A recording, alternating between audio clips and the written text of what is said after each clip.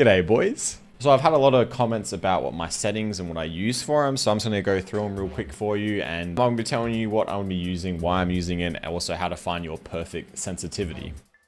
So first off, general, I just have anti-motion sickness. I don't touch this kind of stuff, but I do have automatic climbing and automatic sprint on. It just makes it easier to play. It makes the game a lot more fluid, especially when you're running or jiggling into a fight. So for example here, I'll show you in game. I have automatic sprint on. And it's just sprinting left, right, and side. So when you go around a corner, let's say this is just a wall right here, you can kind of jiggle like this with automatic sprint. So it just makes it easier because all I'm clicking is A and D instead of holding shift or your sprint and fire key essentially. So this one makes it easier to jiggle as well as just a wide swing as well. So I really like doing that. It makes it a lot easier and a lot more fluid.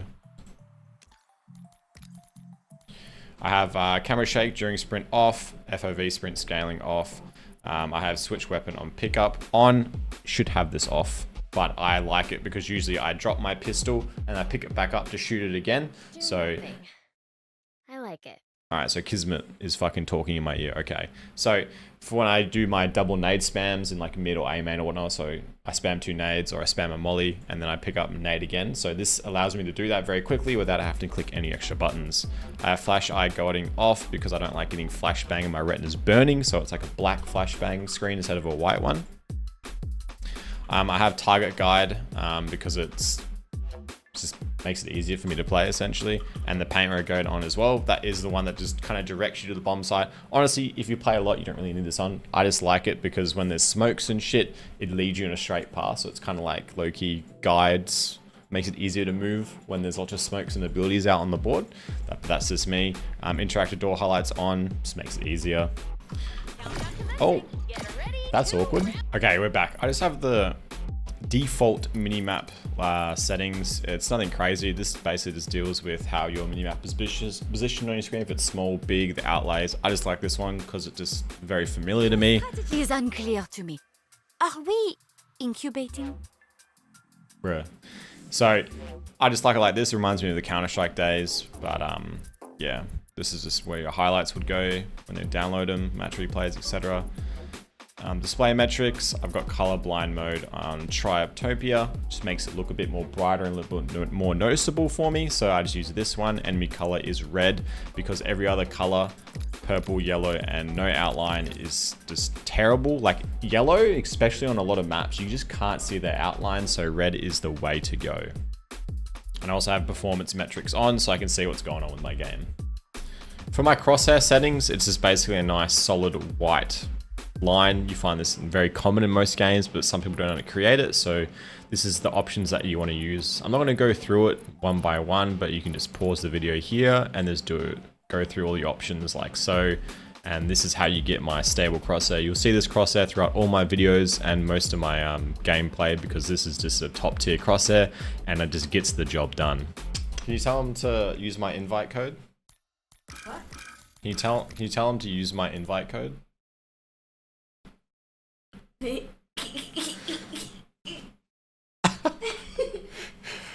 So if you guys are under level 15 and you haven't used it yet, please use my code so I can get this really cool looking headgear for Nitro. If it's no trouble, that would be awesome. Also, if you're not subscribed, you better subscribe. I've got more good comprehensive guides coming in the future, so appreciate it if you do. Now for keyboard, I have just kind of the standard default bindings. I don't have anything too crazy, nothing's too changed from the defaults. I just like how everything's set out, like Alt is shift walk, which is really, really handy. I have automatic sprint, so like that's fine. I don't really need to use it too much. So yeah, QET for my skills just fits in really nice and easy with my keybinds. And then obviously you got the normal fire. I got toggle aim on and toggle sprint on for shift, but I have auto shift on, so it's fine. And then I've got interruptible sprint, which is really good. It helps you stop sprinting straight away when something fucking happens, which is good. So I recommend using definitely toggle. I'm a toggle kind of gamer. I think it's just a lot more fluid and a lot more easy to use. If you like holding down your fucking mouse button or your controller, then go for it. But I think just hitting tap on it is really easy because like sometimes you're holding angle for 30 seconds and your little finger might get a little bit tired. So I just always like to have toggle on that. For controller, don't play in controller, so I'm sorry I don't have any amazing settings for you, but I guarantee there'll be better videos out there for controller players because I am a mouse and keyboard player. But here's the good stuff, what people want to know. My look sensitivity is 0.9. My mouse is currently on 1000 DPI as well, so this is kind of on the high side for FPS shooters, especially competitive ones. But that's what I like to do. I have inverted camera Y-axis off, camera Y-axis ascending off, because I like all to be the same sensitivity and the camera sensitivity as standard. I do want to touch on how to figure out your sensitivity. So for example, some people coming to Fragpunk can't find their correct sensitivity that allows them to aim very good. So to figure out your sensitivity, all you have to do is just try flicking towards enemy heads and see if you kind of over flick or under flick. So usually when you have a sensitivity, you kind of get used to flicking the heads, but when you come to a new game, you kind of need to find a new one. Like I have a different sensitivity for each game because of the way it plays. In this game, it can be very fast paced. Having a bit of a faster sensitivity can help because you got people dashing in, you got flashbangs coming out, you got abilities coming out. Like you need to switch, you need to dash, you need to flick back up. You know, it's a bit crazy and a bit hectic. So the way I like to find it is if I'm under flicking, then I'll just up my sensitivity a little bit, maybe by a 0.5 or maybe a 1, depending how much I underflick. So for example, I flick and I overflick this much, it's like 4 or 5 millimeters right there, you know? So maybe I'll tone it down about 1 sensitivity. Like, I mean 0.1, sorry, I should say 0.1. But if I overflick like a little bit, maybe 0.5. But you don't want to get too distracted about it because at the end of the day, it's all about just training your muscle memory. So just try and find one that you kind of gets you a little bit consistent and then just stick with that for a while because you'll get very consistent with it over time. Also in this game, you're going to be always moving while shooting. So make sure that you get really good at flicking between targets while moving A and D or back and right. So because it lowers the recoil control, like I've mentioned in my previous videos. So if you are not running while flicking and tracking, you need to get onto that. So like if you're tracking an opponent, like this guy up here, you're tracking him and you can't seem to keep up with him running, then you need to up your sensitivity. But if you can, then you should be good. But if you are like, say for example, you're struggling to keep it on him, you keep pushing it like further in front of him, that means you need to lower your sensitivity. So just using those little flicks and tracking allows you to kind of figure out your kind of perfect sensitivity. So in that retrospect, just give that a go. Obviously, when you first start playing the game, it's really best to just get your ideal sensitivity first because you may be a lot more beneficial in the long run. Now onto the juicy stuff. So I play on Borderless because it allows me to alt tab with ease. Usually when I play full screen, I alt tab, it kind of like that little blackness and like the kind of lags a little bit. So having on, I really wish I wasn't in the, really wish I wasn't in the fucking training zone. Oh my goodness. But yeah, it just makes it a lot more fluid when alt tabbing in and out of the game, as well as launching. It feels like it's a lot easier. Obviously, some people might have some issues with Borderless, so I recommend sticking to full screen because you won't have many technical issues if you're playing full screen mode. It even tells you right here, it's like the fastest mode, full advantage of the hardware's capabilities, but Borderless makes it a lot easier. And it feels a lot more fluid to me. Oh, wrong. Oh. There we go. Wrong ones. For display, I play on 1920 by 1080. Some people do play on stretched res. I'm not a fan of it. 16 by 9, 1920 is just amazing. I like playing native. Some people play 4:3 stretched. If you want to use that, go ahead. It makes the models a little bit bigger when you stretch them out, but sometimes you can tank depending on your hardware, and also it makes the game look a little bit more ugly. All right, I like me some aesthetics. All right, it makes it look nice.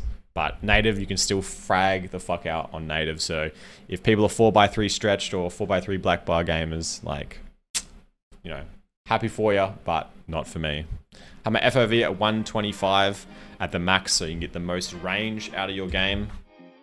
Because you can see now, I'll stand here, I can see the full range on 125 FOV if I stand right here.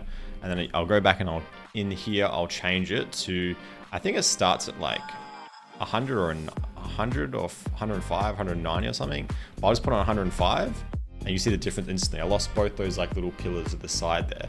Obviously the player models become bigger as well.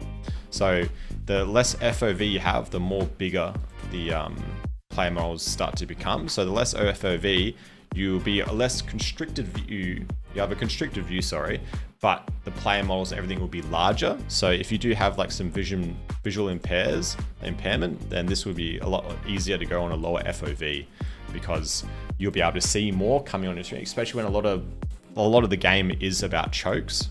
So for example, if a lot of people are pushing through the choke, like 120 of FOV doesn't really fucking matter, because you're only gonna be seeing like 40 of it. Like only a little bit of your screen of that choke is what you see. So you can have a wider one, elect it. But if you are playing very slow and methodical, you might miss something that someone on 120 FOV will see. So it's kind of just your preference at the end of the day. I prefer 125 because I like seeing everything I can see. Gives me the competitive edge. But if you have some impairments, or if you just don't like having such a wide screen, then go for a lower FOV. It's not going to majorly affect your gameplay. I have the filter on normal. I'm going to take the cam off so you guys can see. Oh. So I got default, normal, filter, processing intensity, normal, menu frame rate 60. I don't see the reason why you need to have it any above 60.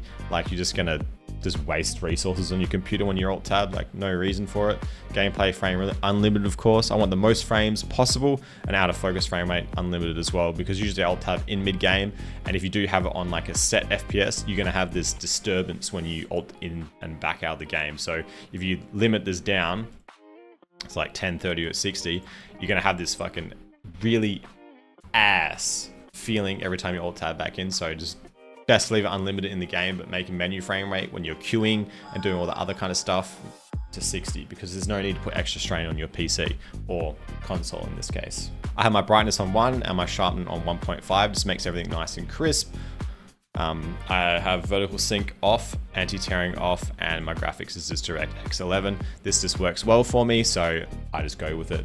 Some people's GPUs may be a bit different, but for my 3080 Ti, this is the go-to one. I have visual simplification off. This makes it a bit more minimalist. So I'll show you in game. You can see it on the screenshot here. It turns off all these kind of extra colors and shades, but I like having these extra little shades and colors because it keeps me more occupied in the game. Also stops reflections and all that other stuff. So I'll turn on it and I'll save and exit so you can see the difference. Like it makes it a lot more bland. But for me personally, I like having some source to it. So I prefer to have it off, because I actually like it like this. A lot of other people say it gives you competitive edge. For 100%, 100% it does give you a competitive edge to have it turned on. And if you are very straightforward, you want to maximize your frames, you want to maximize your performance in game, then just turn it on, because it makes the game a lot easier, makes everything easier. Maybe I will turn it to in the future, but when I'm making videos and when I'm playing the game, I like to have it on because it makes the game a lot more visually appealing. Sure, people are like, oh, I'd rather have be more competitive, so I need to have the lowest graphics possible. I need everything to be bland because that will allow me to see people easier, traps easier, and so forth, which is 100% true. That's what it does. It helps you see things. But for me, I don't have a problem seeing anyone. I don't have a problem seeing any traps with visual simplification off, so I just leave it off. But if you want to get that extra little competitive edge, just turn it on. It helps a lot. And then graphics quality, I have quality presets to low, NVIDIA DLS to 4, performance on, prioritize quality, because, I like seeing a bit of quality, you know what I'm saying? And then for this, I got everything on low and off. And then I have UI resolution on high, because it makes it look nice. I'm just gonna run through this really quick. For mesh quality and shadow quality, like you just have them on low. You still get to see the shadows of the players, but you don't get to see all the shadows of all like the trees and shit, which can kind of distract you. And then I got post-processing, low, text quality, low, effect quality, low. The thing is with this, like the gun skins still look nice, even when it is on low. So it's quite strange, because usually in games like, let's say Counter-Strike, for example, you put everything on very low graphics, like your skins in game look pretty ass, but in this game they still look pretty good. So I just put everything onto low for you because it gives me more frames. And at the end of the day, I want to be reaching at least 200 FPS every single game I'm in, because I have a 240 Hz monitor, so that's ideal. Obviously, you can turn up a little bit, get an extra bit more quality if you like the look of things, but that's why I have simple visual simplification off is because I still get that nice little visuals, but I don't fucking get ruined by all of them because I got most of it on low. Weapon depth, the field, weapon dynamic, and scene time all off. This is 100%. You got to turn this shit off. It's just yucky, dude. Blur when you move, blur when you have the guns. I don't like it. It really messes me up because it looks so strange when I'm moving. But if you're used to it, just have them on. SSGI off, UI resolution on high, and animation physics on. This is just like the silly physics of like the gun charms, some of the cars where like the bodies go, but it just basically to do with gun mechanics of skins essentially. So I keep that on because it looks nice. Same with player models as well. Now for audio, I usually have this at 100, but because I'm making the video, it's just a little bit lower because I want to be able to hear everything. I have sound effect volume to 100, character voice to 50, and announcer voice to 65. If you do have an issue where the things just get spammed a lot when you're in game, then you can elect to turn the announcer voice off because you won't have to hear it anymore, which is good because it gets quite annoying every single start of the round when they're talking and yapping. So it's like, no thank you. You can turn that off, but I like it and I've got used to it, so I keep it on. And then you want to turn character voice simplification on and keep audio playing in the background on. That's for me because if I'm alt-tabbed and I hear shit going on, I'm like, oh, I need to alt-tab back in, you know what I mean? Because of the Q-pop, you won't get the Q-pop sound if you don't have that on, so be mindful of that. But character voice simplification is very good to have on because when you're in combat and shit's popping off, and you don't want to hear any like dumbass non-combat related voiceovers, put that one on. So this is really good because it cuts out all the annoying ones, but then you also have, it enables the ones when the enemies use their abilities, you can hear that. You just won't hear the nonsense like ambient yapping essentially. So if you want to hear that, keep it on, but it gets a little bit annoying sometimes, but you still hear the enemies ones when they use their abilities. You will hear them, which is a good audio indicator of them when they're using their abilities for you to play around it. So I definitely recommend that if you don't want to get just audio sensory overload. And then I just got the normal voice chats, nothing too crazy. And then privacy, I just got on, receive party invites, allow friend invites. Nothing too crazy, just the general stuff. You don't really need to go into depth about that. But I do want to touch on, but that's it for this video. Thank you guys for tuning in. These are my best settings. Obviously they can differ to your personal preference, but at the end of the day, this is what I use to get Punkmaster and what I continue to play on to this day. So thank you so much for tuning in and I'll catch you in the next one. Mwah. Ah, you're laughing. Fucking dog.